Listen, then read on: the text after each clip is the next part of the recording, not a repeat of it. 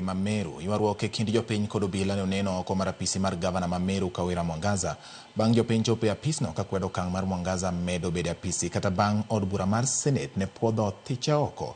Jopiny go wacho ni doho ne ok owito oko thicho mar Mwangaza kowuok e kom gavana nimar ne osego wach makamane oboke moyiedhi mar sirikal ni othiche oko. Obila ne otiyo kod iro malungo wang' e keyo jopiny mane ogoyo kambi oko mar apis mar Kawira Mwangaza.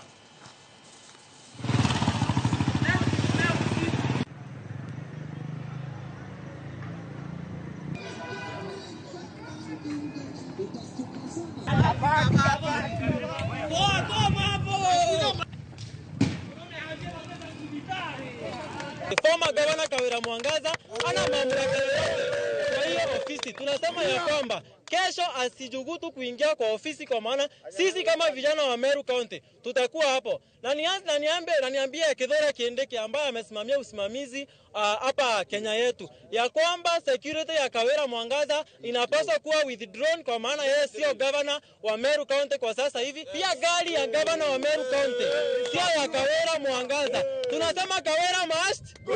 Tunasema Kawira hata hiyo budget amesign ni illegal. Ni kama mtu kama huyu aende assign budget ama hata mimi ni sign governor budget, sababu Kawira is already an impeached governor.